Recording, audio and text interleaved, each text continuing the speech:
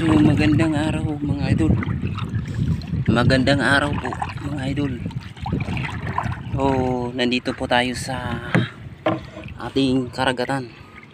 Sa din makikita na po natin ang maraming tuloy or tamban na naglulutang-lutang dito mga ano na po mga idol. Mga bulok na po ito. Lawak nito mga idol. Ang dami ng patay ng mga isdang tamban. So ang lawak dito. Ito po ito sa Masbate ngayon. So nagdagsaan yung tamban na patay dito. But ano ang sanhi nito mga idol? Yun o. Makita nyo talaga ang area. Ang lawak nito. Puro po ito mga tamban na patay. Ang dinagsa ng ating dagat o karagatan.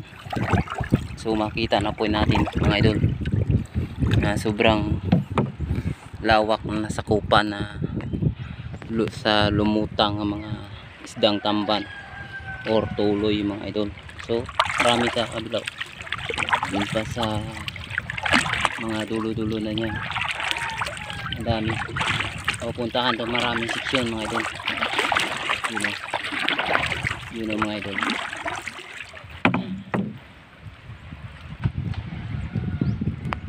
Yun idol, ang dami ng isda na palutang-lutang. Puro patay. Saan to galing mga idol? Sa laura natin.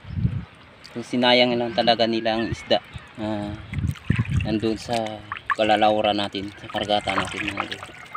Kasi tingnan nyo po, hindi naubos pagkuha kung saan to galing laot. Kinuha nila. Yun ang dami na lulutang mga idol. Dito nadagsa ang isda natin kung saan inabuso ng ating mga malaking mga pangingisda or malaking fisher.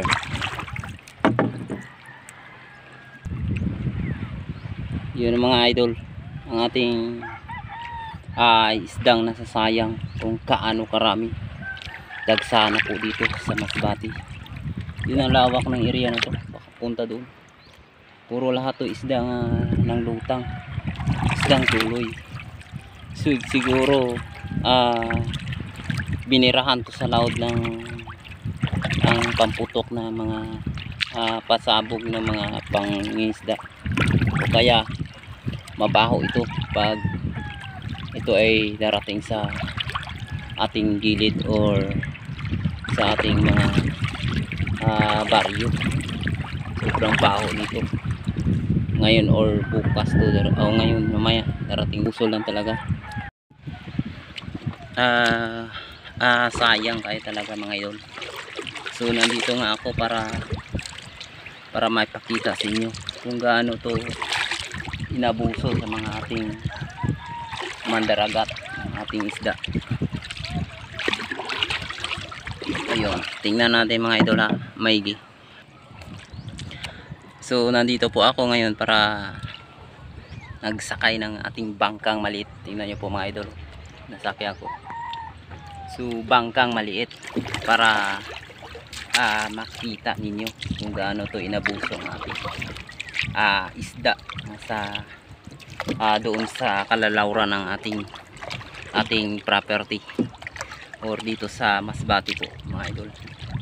Kalalaura ng Masbate, galing po ito sa kalalaura ng Masbate po mismo. Galing Samar punta dito sa Masbate. So sayang makain pa to mga tao, makain pa to sa mga tao, kaya lang inabuso ng ating malaking mga fisher. Hindi inubos. Binaril to sa gitna ng laut, kaya lang hindi naubos pagkuha mga idol. Kaya ganyan, sayang talaga mga kaidol ang ating yamang dagat. Ayun, ang lawak ng inabot. You know, malapit na to sa gilid mga idol, sa ating mga bahay or sumakay lang ako ng bangka dito para makita ko or makuhanan ko ng video yung maraming ng lutang na isdang tuloy dito sa Masbate mismo, na karagatan ng Masbate. Tingnan nyo po, makitang-kita nyo talaga ating likas na dagat na inabuso lang nila, hindi nila inubos pagkuha. Ayun. So ngayon lang ito mga idol, San Juan. So agang-aga pa, umagang-umaga pa, mga isdang tuloy dito liligo una pa sa atin. Inabuso ito ng ating mga mangingisdang, malaking pangingisda na hindi malang inubos pagkuha mga idol. So tinapon, kawawang mga yamang dagat ng ating karagatan na hindi malang inubos. So ito yung sinasakyan ko mga idol, maliit na bangka para maipakita ko sa inyo yung